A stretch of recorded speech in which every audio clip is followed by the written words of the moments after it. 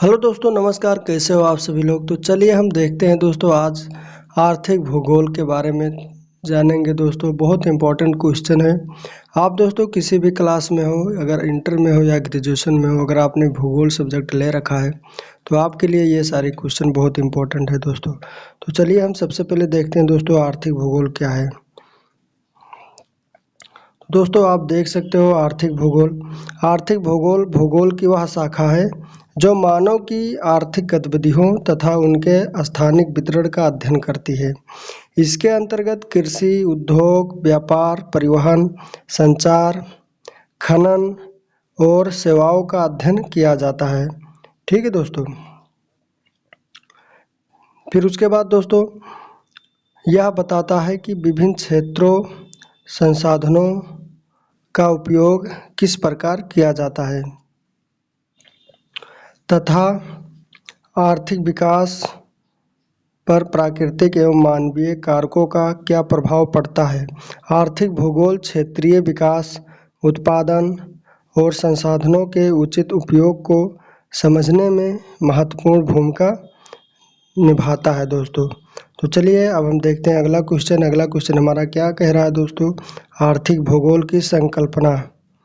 तो आर्थिक भूगोल की संकल्पना चलिए हम देख लेते हैं दोस्तों। आर्थिक भूगोल की संकल्पना मानव की आर्थिक गतिविधियों और उनके भौगोलिक वितरण के अध्ययन से संबंधित है। यह प्राकृतिक संसाधनों, जनसंख्या, तकनीक तथा आर्थिक विकास के बीच संबंधों का विश्लेषण करता है। इसके माध्यम से यह समझा जाता है कि विभिन्न क्षेत्रों में उत्पादन, वितरण और उपभोग की प्रक्रियाएं कैसे संचालित होती हैं। ठीक है। आर्थिक भूगोल संसाधनों के उपयोग, क्षेत्रीय समानताओं तथा आर्थिक विकास का अध्ययन कर समाज और अर्थव्यवस्था को बेहतर ढंग से समझने में सहायता प्रदान करता है दोस्तों। ठीक है। तो चलिए अब हम देखते हैं दोस्तों अगला क्वेश्चन हमारा। अगला क्वेश्चन है दोस्तों हमारा, आर्थिक भूगोल के उपागम क्या क्या हैं। बहुत इंपॉर्टेंट क्वेश्चन है दोस्तों। तो आर्थिक भूगोल के उपागम। तो आर्थिक भूगोल के अध्ययन में विभिन्न उपागमों का प्रयोग किया जाता है दोस्तों। जैसे ठीक है, इसमें प्रमुख है उपागमों में क्रमबद्ध उपागम है एक। ठीक है, कई उपागम है, प्रादेशिक उपागम, तंत्र उपागम तथा व्यवहारिक उपागम शामिल है। इन उपागमों के माध्यम से आर्थिक गतिविधियों, संसाधनों और उनके वितरण का विश्लेषण किया जाता है। प्रत्येक उपागम किसी विशेष दृष्टिकोण से आर्थिक तथ्यों को समझने में सहायता करता है। इसके द्वारा विभिन्न क्षेत्रों के आर्थिक विकास, उत्पादन क्षमता तथा संसाधनों के उपयोग की स्थिति का अध्ययन किया जाता है। ठीक है दोस्तों, कई सारी क्षेत्रों का अध्ययन उपागमों के द्वारा किया जाता है दोस्तों। तो चलिए अगला क्वेश्चन हम देख लेते हैं। क्वेश्चन नंबर 4 जो हमें पूछा गया दोस्तों कि क्रमबद्ध उपागम क्या है। क्रमबद्ध उपागम के बारे में आप बताइए। तो बहुत इंपॉर्टेंट क्वेश्चन है ये भी दोस्तों। तो क्रमबद्ध उपागम में किसी एक आर्थिक गतिविधियों का विश्व या व्यापक क्षेत्र के संदर्भ में क्रमवार अध्ययन किया जाता है। ठीक है, किसी भी क्षेत्र में विश्व या आर्थिक गतिविधि के क्षेत्र में दोस्तों क्रमवार अध्ययन किया जाता है। इसमें कृषि, उद्योग, व्यापार, परिवहन आदि का अलग अलग विश्लेषण किया जाता है। यह उपागम आर्थिक गतिविधियों की प्रकृति, वितरण, समस्याओं और विकास को समझने में सहायक होता है। ठीक है दोस्तों। अब इसके विभिन्न क्षेत्रों की तुलना भी की जा सकती है। आर्थिक भूगोल में यह उपागम तथ्यों को व्यवस्थित रूप से प्रस्तुत करने और उसके कारणों को समझने के लिए महत्वपूर्ण माना जाता है। तो ये था हमारा क्रमबद्ध उपागम दोस्तों। तो अगला हम क्वेश्चन देखेंगे दोस्तों, आर्थिक भूगोल का महत्व, बहुत इंपॉर्टेंट क्वेश्चन है दोस्तों। आर्थिक भूगोल का महत्व क्या क्या है, चलिए हम जानते हैं दोस्तों। तो आर्थिक भूगोल का महत्व जो है कि आर्थिक भूगोल का महत्व संसाधनों के उचित उपयोग तथा आर्थिक विकास की समझ में निहित है। यह विभिन्न क्षेत्रों की आर्थिक विशेषताओं, उत्पादन क्षमता और विकास की संभावनाओं का अध्ययन करता है। इसके माध्यम से कृषि, उद्योग, व्यापार और परिवहन की समस्याओं का समाधान खोजा जा सकता है। ठीक है, खोजा जा सकता है। आर्थिक भूगोल क्षेत्रीय समानताओं को कम करने तथा योजनाबद्ध विकास में सहायता करता है। यह सरकारों और नीति निर्माताओं को विकास संबंधी निर्णय लेने में भी महत्वपूर्ण जानकारी प्रदान करता है दोस्तों। ठीक है, अगला क्वेश्चन चलिए देखते हैं हम कि आर्थिक भूगोल का क्षेत्र क्या है दोस्तों। अब इसके बहुत सारे क्षेत्र हैं, चलिए देख लेते हैं दोस्तों। तो आर्थिक भूगोल का क्षेत्र, आर्थिक भूगोल का क्षेत्र बहुत व्यापक है। ठीक है, बहुत व्यापक है। इसके अंतर्गत कृषि, उद्योग, व्यापार, परिवहन, संचार, ऊर्जा, खनिज संसाधन तथा सेवा क्षेत्र का अध्ययन किया जाता है।